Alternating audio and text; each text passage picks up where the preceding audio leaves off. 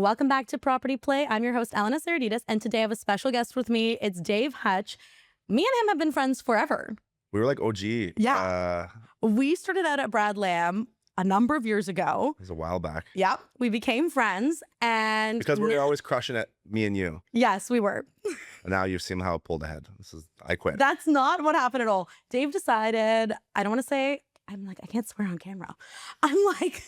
He decided to peace out of Toronto and move to Tulum. Yeah. And tell me about that. What is going on in the Tulum market? Why did you choose to move there? And why did you choose to start investing in real estate there and start helping Canadians invest in real estate there? Yeah. Okay. So we all know the market here kind of went weird for a little bit. And a lot of my clients at the time were investors. So I think how I provide value as a realtor is by giving options. So I ran out of some options here. So I thought I could explore other options. I explored around. I looked at what would work, what wouldn't work. And Tulum, for me, I like the people. I like the culture. It's a quick flight. The price points are amazing. To get citizenship is fairly easy. To open bank accounts is fairly easy. To transact there is very similar to Canada. And there was a huge opportunity because I might get some heat for this, but whatever. The realtors there don't run business like we run business here, right? So I knew that if I took my work ethic and what I knew here, I could replicate that in Mexico. And I think that foreign buyers, Canadians, Americans, would resonate with that because they feel a sense of safety. I'm Canadian, North American. But the market's been great, honest. I think the small condo Airbnb world is kind of slow. It's slow like everywhere, but the villa space is doing really well. Tulum is very up and coming. I can jump into that later. But I help mostly Americans, if you'd be. Yeah. I thought I'd go over there and help all my Canadian clients. The dollar is weaker. Canadians are very conservative with their money, and Southern state Americans are not. Okay. Yeah. And the one thing I thought that was really cool was when I switched my buyer avatar from a Canadian to an American.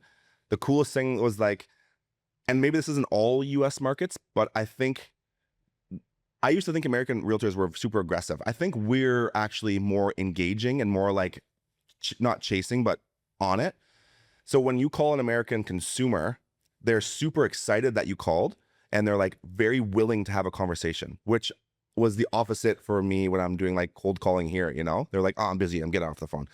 And over in Tulum with the American clients, they're super willing to jump on a call with you and they want to hear about what you're selling, Okay. And what's the average price point there? What are you seeing? Yeah. So a studio condo in Tulum is going to cost you 80 to 120K US.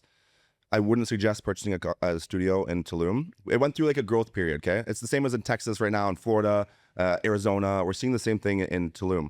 It went through this huge boom during the pandemic. There was a massive supply issue, so developers caught on, built like crazy. And at that time, it was attracting digital, yogi, digital nomad-y, solo travelers, in and out type trips. So the need for a studio condo hotel style property was there.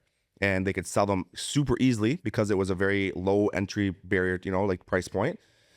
But it's changing. Now it's attracting people that are actually moving there, buying vacation homes, looking to spend more time with family, couples that want more space to spend 6 months there, whatever. So the studio world is kind of really challenging, same as it is in Toronto. So anyway, studio between 80 to 130K. A one bedroom would be around 100 to 180K, I guess, depending on the size. 2 bedrooms, you're looking between 200 and 350. 3 bedrooms are 300 to 500.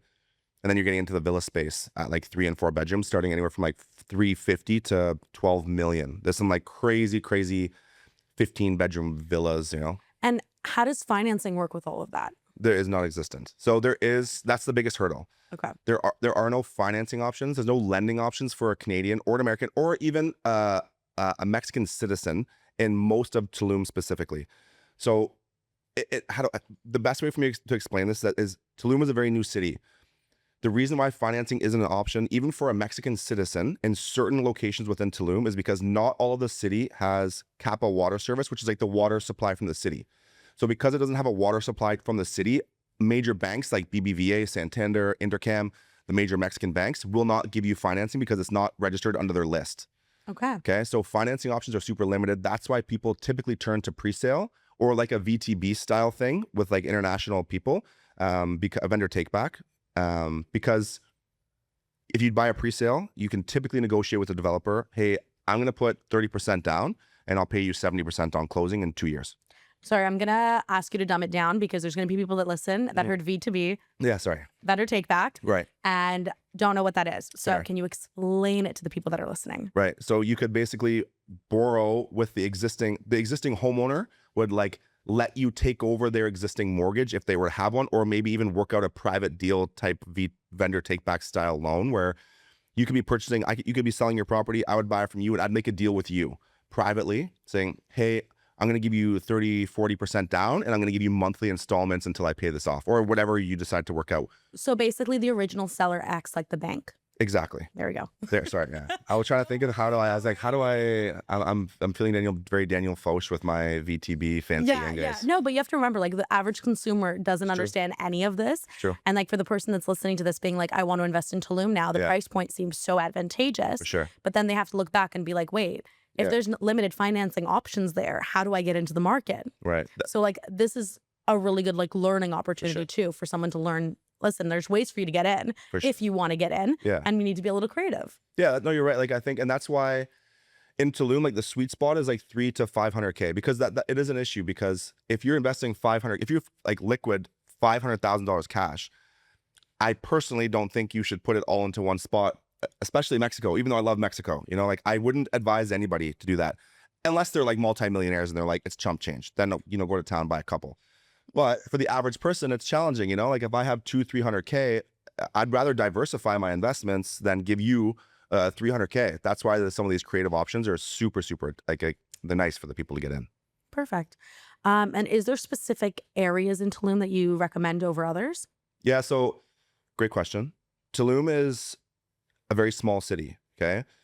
So depending on what you're purchasing for, most people, the buzzword is Airbnb. A lot of people love to say, oh, I own Airbnbs. And it's just like a thing. They love to say it. It's actually way more advantageous to long-term rentals. The long-term rental numbers are insane. Like we'll cover that in a second. But in terms of location, Tulum is super small, and Tulum is not a walkable city. Okay, there's like little neighborhoods like Aldea Savia, Aldea Zama, La Valletta, Region 15, whatever. But to get to the beach from any of those places, you're a minimum 5-minute drive.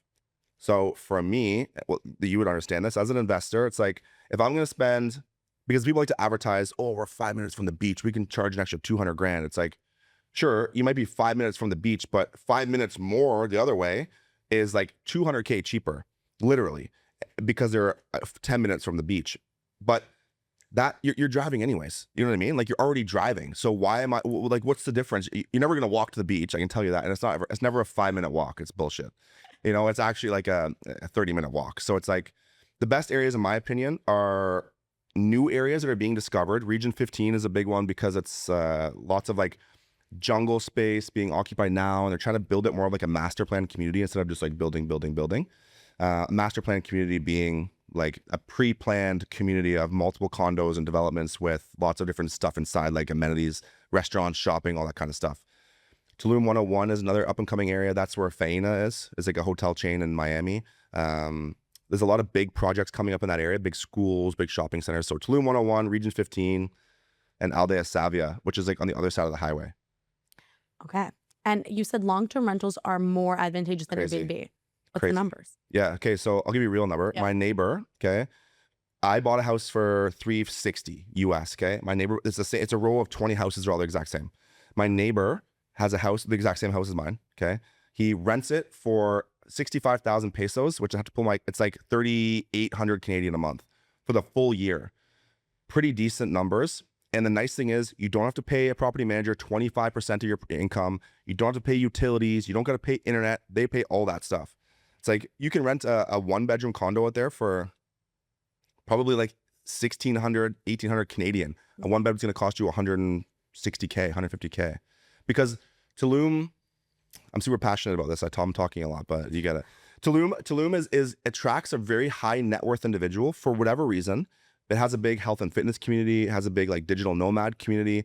And people complain about how expensive Tulum is. Like they openly complain how much expensive it is. But the people that complain are people that are coming from like small town American cities. They're like, well, why would I go eat here for, it's $3 a taco. I'm like, yeah, dude, this meal would cost me 80 in Toronto. It's costing me 30 here. Yeah. But to them, they're like, that's too expensive. But that's who's going to Tulum. It's the people from LA, New York, Chicago, Boston.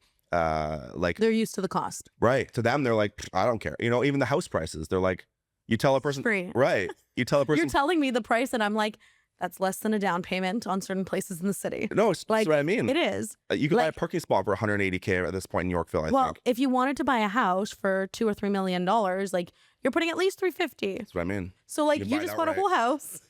You're getting Tulum. 300, 3,800 bucks a Exactly. month income. And it's nice. Like, it's a really cool place to like spend summers. I think that's what it's, Tulum, I think, is kind of moving away from the whole Airbnb like city. It's moving more towards people looking for second homes just because of the like political instability in the US and the political instability here. We have a lot of like upset people, whatever side you believe in, someone's upset, you know? And those American snowbirds, Canadian snowbirds that were looking at Florida, that's gone, right? Arizona gone. And the markets over there are doing terrible as well. So it's like, not only are we seeing the Canadian snowbirds be like, okay, where else can we look? Costa Rica is super expensive. Dominican Republic's up and coming. It's still kind of got a way to go. Mexico's super established, and Mexico's economy, if you actually study the economy, I'm not an economist, but from what I've seen, like it's doing very well. It's stabilizing, you know, and they think Mexico is this third world country. It's really, well, I guess it is, but it's not like what people think, you know, like my mom, I swear to God, my mom, like she came down and she was, you know, I think I knew what she was thinking coming in. And then when she came in, she's like, Yeah, she was like, where the hell did my son go? yeah. And why are you living there? Come back and okay. actually work. Right. She's like, I know that's the thing. People are like, oh, it must be nice just sipping margaritas. And I was like, you don't have no idea. No, but also what people need to keep in mind, I don't know what the commission structure is. And we're going to talk now Amazing. commission, but how much, like the average price point, even if the commission was amazing, you have to sell more homes there to make the same kind of money as you'd make anywhere else, right? So Are you about to tell me something else? Am I moving Yeah. to Tulum? no, commission's 6% USD, right? So like you sell a $500,000 property, you're making like 30K Canadian. Okay, but how many 500,000? Tons. Okay, you're not averaging like the 100,000, 80K, the People don't want that, right? Yeah. Like most of my clients are people looking for second homes. It's kind of like Airbnb is like it's cool, but the reality of Tulum, the reality of any Airbnb is there's high seasons and there's low seasons. Tulum, Mexico, it's like not many people are looking to book a flight to Mexico in August, you know? Like, I mean, sure, there's people, but like, it's not on my radar. You know, I live there, I'm here, you know, because it's too hot. Like, it's super not a great I think you spot. told me this. You're like, tourists go there in the summer. People that live Crazy. there leave in the summer. You couldn't, it is so hot. It rains every day. It's like, you can't go outside. So what are we doing here? You know, that's the whole reason I'm in Mexico, to be outside. Can't go. So, but most of my clients are looking for second homes, and it's like, you know, they live in Colorado, they live in New York, they're looking for places they can spend 3 to 4 months at a time, and it's like, And relatively in the same time zone. that's what I mean. Like you can work in both places and not Exactly. have a problem. Even like a lot of my clients are from Texas. Like I'll have a lot of like people that are from Houston, Dallas, the big one. Like I've never been to Texas. I'm actually going to Texas in 2 weeks. I'm excited. Are you checking to see if it's I in was 2 like, weeks? am I, or do I leave? What time do I leave? But yeah, so, and I think a lot of those people, like, I don't think Texas is like super blistering hot in the winters. It's probably like, you know, what, 13 to 15? I don't know. I've been there. It was so hot. I died. I went there in Where'd you like go? August, September, and I Alright. died. Where'd you go? I went to Dallas Mhm. for a conference, and I walked out of the hotel room and was sweaty by the time I got into the conference. So I would Uber a block, not even, I get it. to get into the conference so I wouldn't be smelly in the conference. Of course. And then we would walk back from the conference and be like, everyone's showering, and then we'll go to dinner. I get Because it. we'd be like Yeah. drenched. And, And the climate inside and outside, like it was so hot and humid. yeah. No, Like, it's just, I've heard that like that. Honestly, this is just whatever, me and you talking. But like, I want to find like a home forever, you know? So like, I got to figure out where that is. I don't think it's here. So I'm like, Mexico's great. you heard it here first. Yeah. I'm moving. Who's gonna marry? Well, sorry, Kendall. Who's gonna give me an American green card? I'm looking for an American wife. Well, aren't they giving them out now? 5 million? Yeah, I gotta sell some more homes, man. You got some listings I can have? I can get You can sell anything I have listed right now. Yeah, I'm gonna need to sell a few more. That's all for today's episode. We're going to bring Dave back to talk all things investing in Tulum again. Once again, this was Property Play. I'm Elena Saradidis, and this was Dave Hutch. Thank you so much. If you like content like this, make sure to like, follow, and subscribe.